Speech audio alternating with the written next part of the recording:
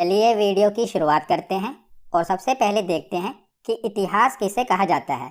तो इतिहास अतीत में घटित घटनाओं का विवरण होता है, यानी कि अतीत का अध्ययन ही इतिहास कहलाता है।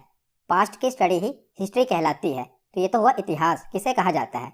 इतिहास का जनक किसे कहा जाता है? तो इतिहास का जनक हेरोडोटस को कहा जाता है। बहुत बार एग्जाम में पूछा गया है कि इतिहास का जनक किसे कहा जाता है, तो हेरोडोटस को इतिहास का जनक कहा जाता है। अब हम आते हैं अपने टॉपिक पर, जिसके बारे में आज हम पढ़ेंगे। तो अक्सर आप जो इतिहास पढ़ते हैं तो आप देखते होंगे कि जो इतिहास है वो आप 3 भागों में पढ़ते होंगे, प्राचीन भारत, मध्यकालीन भारत और आधुनिक भारत। पर जो इतिहास का भाग आता है प्राचीन, मध्यकालीन और आधुनिक, ये ऐतिहासिक काल के अंदर आता है। पर जो इतिहास है इसको अध्ययन की दृष्टि से 3 भागों में बांटा गया है, प्राग ऐतिहासिक काल, आधे ऐतिहासिक काल और ऐतिहासिक काल। तो जो प्राचीन भारत, मध्यकालीन भारत और आधुनिक भारत का इतिहास है ना, ये ऐतिहासिक काल में आता है। इससे पहले का भी इतिहास है, जैसे कि जो हड़प्पा सभ्यता, सिंधु सभ्यता है, वो आद्य ऐतिहासिक काल में आती है। इससे पहले का जो काल है वो है प्राग ऐतिहासिक काल, जिसमें आदि मानव के बारे में, यानी कि हम पाषाण काल के बारे में पढ़ेंगे। तो आज के वीडियो में हम प्राग ऐतिहासिक काल के बारे में पढ़ेंगे। इससे आगे हम आदि ऐतिहासिक काल, यानी कि जो सिंधु घाटी सभ्यता है, हड़प्पा सभ्यता है, उसके बारे में पढ़ेंगे। उसके बाद हम आगे इसको कंटिन्यू करेंगे। तो आज हम प्राग ऐतिहासिक काल के बारे में पढ़ेंगे। तो आपको समझ आ गया ना कि जो इतिहास है इसे अध्ययन की दृष्टि से 3 भागों में बांटा गया है। पहला क्या है? प्राग ऐतिहासिक काल, जिसे इंग्लिश में कहते हैं प्री हिस्टोरिक पीरियड, उसमें पाषाण काल आता है। दूसरा है आद्य ऐतिहासिक काल, प्रोटो हिस्ट्री पीरियड, जिसमें हड़प्पा सभ्यता, सिंधु सभ्यता ये आती है। उसके बाद है ऐतिहासिक काल, हिस्टोरिक पीरियड, जिसमें प्राचीन भारत, आगे हम पढ़ेंगे महाजनपद, ये सब जितने भी वंश हैं ये सब इसमें आएंगे प्राचीन भारत में। मध्यकालीन भारत, आधुनिक भारत, ये ऐतिहासिक काल में आते हैं। इनसे पहले का भी इतिहास है जो आपके एग्जाम के लिए इंपॉर्टेंट है। तो आज हम शुरुआत करेंगे प्रागैतिहासिक काल से। तो जो प्रागैतिहासिक काल होता है, प्री हिस्टोरिक पीरियड होता है, किसे प्रागैतिहासिक काल कहा जाता है? तो प्राग ऐतिहासिक काल उसे कहा जाता है जिस काल में मानव किसी लिपि और लेखन कला से परिचित नहीं था। मतलब कि इस काल में जो मानव था वो किसी भी लिपि के बारे में नहीं जानता था, वो ना लिखना जानता था ना पढ़ना जानता था, तो उसे प्राग ऐतिहासिक काल कहा जाता है। जैसे कि पाषाण काल, ताम्रकाल। पाषाण काल जो कि पत्थरों का युग हुआ, आदि मानव का युग। ताम्रकाल जबकि तांबे की खोज हुई। तो ये प्राग ऐतिहासिक काल के बारे में आज हम पढ़ेंगे। उसके बाद आता है आद्य ऐतिहासिक काल, प्रोटो हिस्ट्री पीरियड। इसमें क्या है कि लिपि से तो परिचित थे, मतलब कि उस समय के जो मानव थे वो लिपि से तो परिचित थे, पर वो जो लिपि उन्होंने लिखी है ना वो हम पढ़ नहीं सकते। जो कि हम सिंधु घाटी सभ्यता में देखते हैं, उस समय की हमें लिपि मिली है, मतलब कि उस समय वो लोग लिपि से तो परिचित थे, वो अपने आप लिखते तो थे और उस समय के लोग उसको समझते भी होंगे, पर उनकी लिपि को हम नहीं समझ सकते। इसीलिए ये आदि ऐतिहासिक काल कहा जाता है, जिसमें उस समय के मानव लिपि से परिचित थे पर उनकी लिपि को हम समझ नहीं सकते। तो वो हड़प्पा सभ्यता हो गई, सिंधु घाटी सभ्यता होगी। उसके बाद का आता है ऐतिहासिक काल, जिसे कहते हैं हिस्टोरिक पीरियड। इसमें मानव किसी न किसी लिपि से परिचित थे और वो लिपि पढ़ी जा सकती है। मतलब कि इस समय के जो मानव थे वो किसी न किसी लिपि से भी परिचित थे और जो उन्होंने लिखा है उसको हम पढ़ भी सकते हैं। तो इसी को हम ऐतिहासिक काल कहते हैं, जिसमें प्राचीन काल आता है, मध्यकालीन भारत का इतिहास आता है, मुगल वंश ये सब। उसके बाद आधुनिक भारत का इतिहास आता है। ये सब ऐतिहासिक काल में है। तो आशा करता हूँ आपको समझ में आ गया होगा ना, इसीलिए मैंने इसे डायग्राम से सब हम आगे देखते हैं। तो ये पूरा डायग्राम हमने समझ लिया। तो प्रागैतिहासिक काल में मानव किसी भी प्रकार की लिपि और लेखन कला से परिचित नहीं थे, तो इसी के बारे में हम पढ़ेंगे। तो मैंने आपको बताया ना कि प्राग ऐतिहासिक काल को 2 भागों में बांटा गया है, मतलब कि इसे भी समझने की दृष्टि से आगे 2 भागों में बांटा गया है, क्योंकि जो प्राग ऐतिहासिक काल है वो बहुत ही लंबी काल अवधि है। तो इसे भी पढ़ने की दृष्टि से आगे 2 भागों में बांटा गया है। पहला है पाषाण काल और दूसरा है ताम्रकाल। तो ताम्रकाल तो बहुत छोटा सा काल है, इसे तो हम आसानी से पढ़ लेंगे, पर जो पाषाण काल है ये बहुत बड़ी काल अवधि है। तो इसे भी आगे समझने की दृष्टि से 3 भागों में बांटा गया है।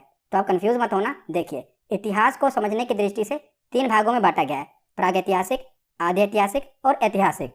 ऐतिहासिक में प्राचीन भारत, मध्यकालीन भारत और आधुनिक भारत आता है। तो जो ये प्राचीन भारत है ना, इसी प्राचीन भारत का इतिहास ही है जो हम पढ़ेंगे। प्रागैतिहासिक काल और आद्य ऐतिहासिक काल इसी प्राचीन भारत का इतिहास है। पर ये इतनी लंबी काल अवधि है ना, जिसको समझने की दृष्टि से आगे भागों में बांटा गया है। तो जो प्राचीन काल का इतिहास है, पाषाण काल और ताम्रकाल, ये बहुत बड़ी काल अवधि है। आगे हम देखेंगे कि इसका समयकाल बहुत लंबा रहा है। तो पाषाण काल को भी समझने की दृष्टि से 3 भागों में बांटा गया है, पूरा पाषाण काल, मध्य पाषाण काल और नव पाषाण काल। इंग्लिश में है पूरा पाषाण काल को कहते हैं पैलियोलिथिक पीरियड, मध्य पाषाण काल को मेसोलिथिक पीरियड और नव पाषाण काल को न्यूलिथिक पीरियड। तो ये है पाषाण काल। तो अब हम एक एक करके पूरा पाषाण, मध्य पाषाण और नव पाषाण काल के बारे में पढ़ते हैं। तो अब हम आगे देखते हैं। तो अभी हमने जो डायग्राम में समझा ना प्रागैतिहासिक काल, वही मैंने लिखा है कि इस काल में मानव किसी लिपि से परिचित नहीं था। इस कालखंड की जानकारी हमें केवल अवशेषों से मिलती है। उस समय के अवशेषों से ही हमें ये सारी जानकारी मिली है, हमें किसी भी प्रकार की लिपि नहीं मिली है। और अध्ययन की दृष्टि से मैंने आपको बताया कि प्रागैतिहासिक काल को 2 खंडों में बांटा गया है, पाषाण काल और ताम्रकाल। और आगे पाषाण काल को अध्ययन की दृष्टि से 3 भागों में बांटा गया है, वो हम आगे देखेंगे। तो जो पाषाण काल है इसकी खोज किसने की थी, मतलब कि ये था तो पहले, लेकिन खुदाई से पता कब चला था? तो भारत में सर्वप्रथम 1863 ईस्वी में रॉबर्ट ब्रूसफुट ने, किसने? रॉबर्ट ब्रूसफुट ने पाषाण कालीन सभ्यता की खोज की थी। तो ये एग्जाम में भी पूछा गया है कि सर्वप्रथम कब पता चला था? तो 1863 ईस्वी में पता चला था, खुदाई के दौरान। तो भूवैज्ञानिक कौन थे? Robert Bruce Foote. ये भूवैज्ञानिक थे जिन्होंने ये पता किया था पाषाण काल के बारे में। उसके बाद एक और चीज याद रखना कि भारतीय पुरातत्व का पिता किसे कहा जाता है। यह भी कई बार एग्जाम में पूछा गया है कि भारतीय पुरातत्व का पिता कौन है? तो सर अलेक्जेंडर कनिंघम, इन्हें भारतीय पुरातत्व का पिता कहा जाता है। इंपॉर्टेंट है, याद रखिएगा। तो हमने देखा प्रागैतिहासिक काल को 2 भागों में बांटा गया, पाषाण काल और ताम्रकाल। और जो पाषाण काल है इसे भी आगे 3 भागों में बांटा गया है, पूरा पाषाण काल, मध्य पाषाण काल और नव पाषाण काल। तो अब हम एक एक करके इन तीनों कालों के बारे में पढ़ते हैं। तो सबसे पहले देखते हैं पूरा पाषाण काल, पैलियोलिथिक पीरियड। तो ये इतिहास का सबसे प्रारंभिक समय था। इसकी काल अवधि 20 लाख ईसा पूर्व से 12,000 ईसा पूर्व मानी जाती है। तो देखिए कई किताबों में आप पढ़ेंगे तो जो ये काल अवधि है ये अलग अलग बताई गई है, अलग अलग इतिहासकारों ने इसे अलग अलग बताया। कईयों ने शुरुआत में लिखा है कि अननोन है, मतलब कि पता ही नहीं कब से शुरू हुई और 12,000 ईसा पूर्व तक चली आ रही है। पर ये जो काल अवधि है ये मैंने एनसीईआरटी से उठाई है, मतलब कि ये जो मैंने आपको फैक्ट बताए हैं ये एनसीईआरटी के फैक्ट हैं। और आपसे एग्जाम में डेट नहीं पूछी जाएगी क्योंकि ये इतनी इंपॉर्टेंट नहीं है, पर फिर भी मैंने आपको समझने की दृष्टि से बताया है जो कि एनसीईआरटी में बताया गया है। और अलग अलग किताबों में हो सकता है ये डेट में अंतर मिले, इसीलिए आप डेट पर मत ध्यान देना क्योंकि एग्जाम में पूछी भी नहीं जाएगी। बस आपको समझने की दृष्टि से मैंने बताया है कि ये इतिहास 20 लाख ईसा पूर्व से शुरू हुआ और 12,000 ईसा पूर्व के बीच में जो ये काल अवधि है इसे पूरा पाषाण काल कहा जाता है। और इस समय के मानव को आदि मानव कहा जाता है। तो आज हम आदि मानव से लेकर आधुनिक मानव तक के इतिहास को पढ़ते हैं जो कि आपके लिए इंपॉर्टेंट है। तो इस काल में मानव का जो जीवन था ये अस्थिर था। तो मैंने वही पॉइंट उठाए हैं जो आपके लिए मोस्ट इंपॉर्टेंट है, जो कि एग्जाम में पूछे जा सकते हैं। तो इस काल में जो मानव का जीवन था ये अस्थिर था और शिकार करके वह भोजन का संग्रह करता था। इस समय केवल उसका मकसद क्या था? शिकार करना और अपना पेट भरना। और इस समय का मानव खाना बदोश था। जैसे हमने पढ़ा जो मानव था वो खाना बदोश था। जिस प्रकार जानवर खाना बदोश होते हैं ना, शिकार करते हैं अपना पेट भरते हैं, उसी प्रकार मानव था, वो भी शिकार करता था और अपना पेट भरता था। और इस समय मानव की सबसे बड़ी उपलब्धि थी आग की खोज। Very very important. आग की खोज कब हुई थी ये आपसे एग्जाम में पूछा जाएगा। तो आग की खोज हुई थी पूरा पाषाण काल में। कब हुई थी? पूरा पाषाण काल में आग की खोज हुई थी। पैलियोलिथिक पीरियड में आग की खोज हुई थी। और इस समय मानव पत्थर के बड़े बड़े औजारों का इस्तेमाल करता था शिकार करने के लिए, मतलब कि वो बड़े बड़े पत्थरों का इस्तेमाल करता था शिकार करने के लिए। और इसी काल में मनुष्य ने सर्वप्रथम चित्रकारी करना प्रारंभ किया और भीमबेटका की गुफाओं में इस काल के चित्र देखने को मिलते हैं। तो देखिए मानव ने उस समय से चित्रकारी शुरू कर दी। तो टाइम पास करने के लिए वो चित्रकारी करते थे, शिकार कर लिया, भोजन कर लिया, उसके बाद क्या करें? आज की तरह फोन तो होता नहीं था, तो क्या करते थे? वो चित्र बनाते थे। और इन चित्रों के प्रमाण कहाँ पर देखने को मिले हैं? तो भीमबेटका की गुफाओं में इन चित्रों के प्रमाण देखने को मिले हैं। किसी भी प्रकार की लिपि नहीं थी उस समय, मतलब कि मनुष्य लिखना और पढ़ना नहीं जानता था, पर हाँ पेंटिंग करना जानता था। तो पेंटिंग भी ऐसे ही बनाई गई है कि आदमी है वो जानवरों का शिकार कर रहा है, उन्हें हथियार से मार रहा है। तो इसी प्रकार के चित्र बनाए गए हैं। तो कहाँ पर इसके प्रमाण मिले हैं? तो भीमबेटका के गुफाओं में, जो कि मध्य प्रदेश है, वहां पर ये शैल चित्र देखने को मिले हैं। वहां पर मनुष्य द्वारा जो चित्रकारी की गई है वो देखने को मिली है। तो पूरा पाषाण काल में हमने क्या क्या पढ़ा? तो इस काल में मानव का जीवन अस्थिर था और इस समय मानव खाना बदोश था, मतलब कि जानवरों की तरह वो भी शिकार करता था और अपना पेट भरता था। और इस समय मानव की सबसे बड़ी उपलब्धि क्या थी? आग की खोज। ये इंपॉर्टेंट है। तो पूरा पाषाण काल में ही आग की खोज हुई थी। उसके बाद हमने पढ़ा कि मानव पत्थर के बड़े बड़े औजारों का इस्तेमाल करता था। और उसके बाद हमने पढ़ा कि भीमबेटका की गुफाओं पर मानव के द्वारा उस समय बनाए गए चित्र देखने को मिले हैं। तो ये सभी इंपॉर्टेंट फैक्ट हैं जो आपको याद रखने हैं। तो पूरा पाषाण काल के बाद देखते हैं मध्य पाषाण काल, मेसोलिथिक पीरियड। तो यह काल पूरा पाषाण काल और नव पाषाण काल के बीच का काल है। ये संक्रमण काल है और इसकी काल अवधि है 12,000 ईसा पूर्व से लेकर 10,000 ईसा पूर्व। ये मैंने आपको एनसीईआरटी के अकॉर्डिंग बताया है। मैंने आपको बताया ना कि आपको डेट पर इतना ध्यान नहीं देना क्योंकि हो सकता है कि अलग अलग किताबों में अलग अलग भी हो। मैंने आपको एनसीईआरटी के अकॉर्डिंग बताई है, पर एग्जाम में भी नहीं पूछी जाएगी। पर मैंने आपको समझने की दृष्टि से बता दिया कि 12,000 ईसा पूर्व से लेकर जो 10,000 ईसा पूर्व है इसे मध्य पाषाण काल कहा जाता है। और इस काल में क्या हुआ? तो इस काल में मनुष्य ने पशुपालन करना आरंभ कर दिया। इंपॉर्टेंट है। तो पशुपालन कब आरंभ किया? मध्य पाषाण काल में आरंभ किया। पर विधिवत तरीके से देखा जाए, मतलब कि सही तरीके से देखा जाए तो आगे इसके बाद वाले समय में नव पाषाण काल में किया। पर शुरुआत मानव ने कर दी थी मध्य पाषाण काल से ही। उन्होंने पशु पालना आरंभ कर दिया था। और मानव द्वारा पाला गया सबसे पहला जानवर कौन सा था? तो वो कुत्ता था। तो मानव द्वारा सबसे पहला जानवर पाला गया कुत्ता था, क्योंकि जो कुत्ता होता है वो मनुष्यों के अकॉर्डिंग अपने आप को ढाल लेता है और काफी वफादार होता है। तो मनुष्यों द्वारा पाला गया सबसे पहला जानवर कौन सा था? तो कुत्ता था। और इस समय मानव ने छोटे और नुकीले हथियारों का प्रयोग करना शुरू कर दिया था। ये मोस्ट इंपॉर्टेंट है। क्या?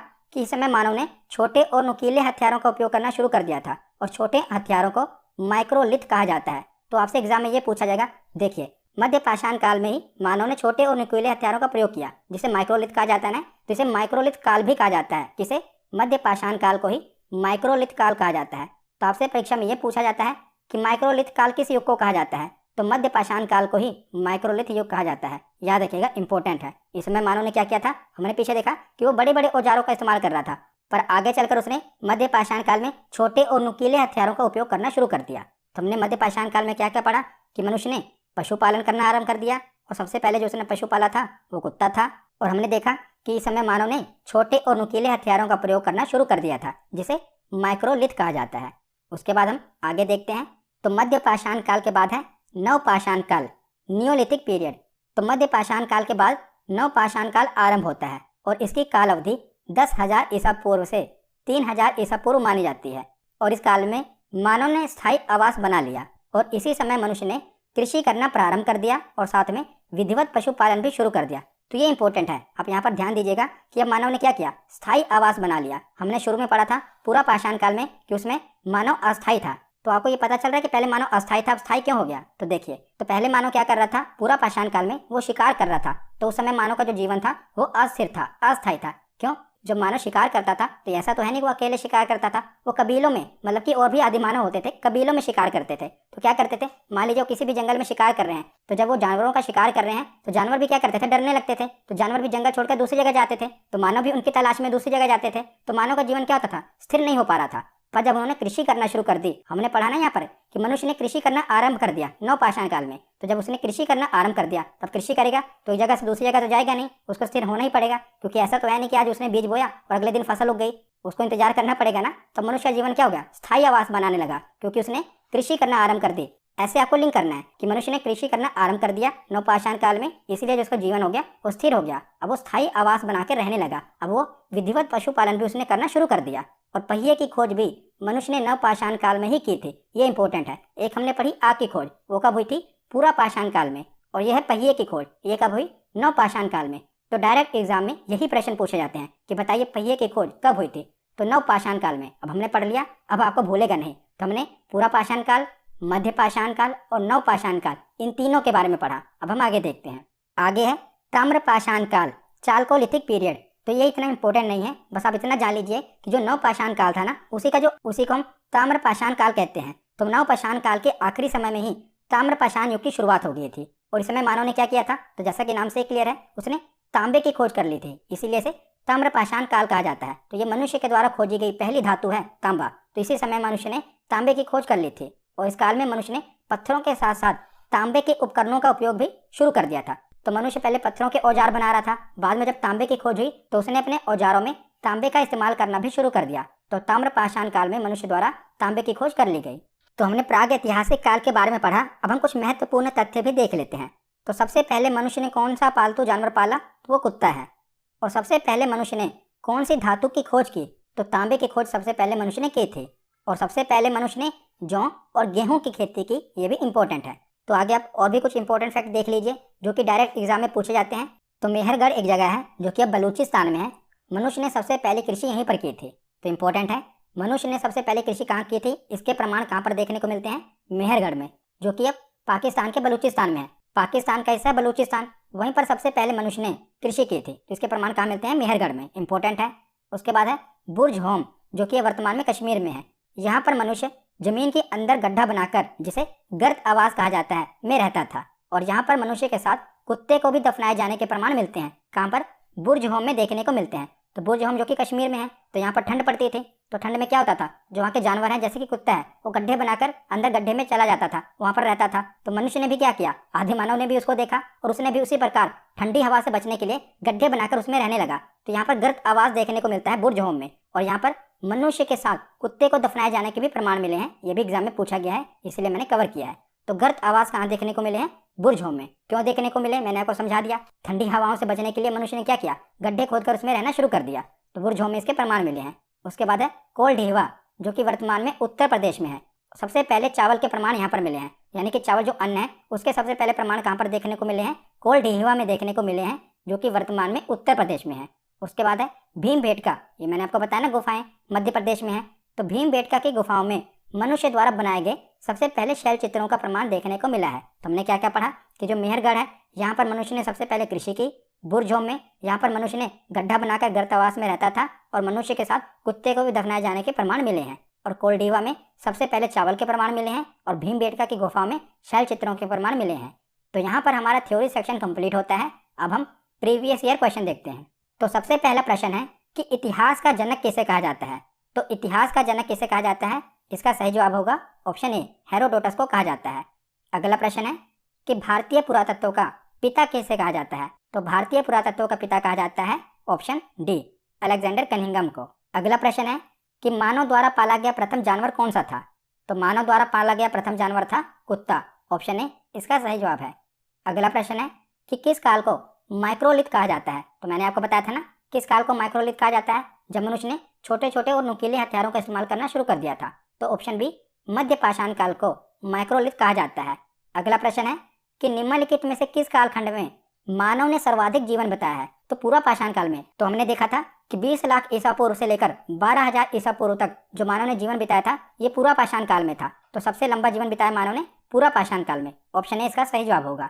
अगला प्रश्न है कि मानव द्वारा खोजी गई सबसे पहली धातु कौन सी थी? तो सबसे पहली धातु थी ऑप्शन बी, तांबा थी।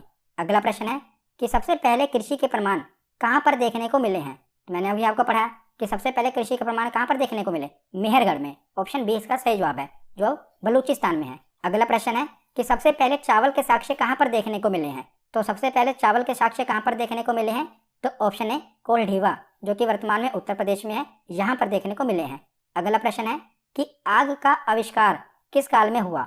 तो आग का आविष्कार किस काल में हुआ था? तो ये पूरा पाषाण काल में हुआ था, ऑप्शन ए इसका सही जवाब है। अगला प्रश्न है पहिए का आविष्कार किस काल में हुआ था? तो आग का आविष्कार पूरा पाषाण काल में हुआ था और पहिए का आविष्कार नव पाषाण काल में हुआ था, ऑप्शन बी इसका सही जवाब है। अगला प्रश्न है कि कहाँ पर मानव गड्ढे खोदकर निवास करता है? इसके प्रमाण कहाँ पर देखने को मिले हैं? तो इसके प्रमाण देखने को मिले हैं बुर्ज होम में, जो कि वर्तमान में कश्मीर में है, ऑप्शन सी इसका सही जवाब होगा। आज का आखिरी प्रश्न है कि भीमबेटका की गुफाएं किसके लिए प्रसिद्ध हैं? तो भीमबेटका की गुफाएं किसके लिए प्रसिद्ध हैं? तो गुफाओं पे शैलचित्र देखने को मिले हैं, ऑप्शन सी इसका सही जवाब होगा। तो आज की ये वीडियो यहीं पर खत्म होती है। कैसी लगी ये वीडियो कमेंट सेक्शन में जरूर बताना।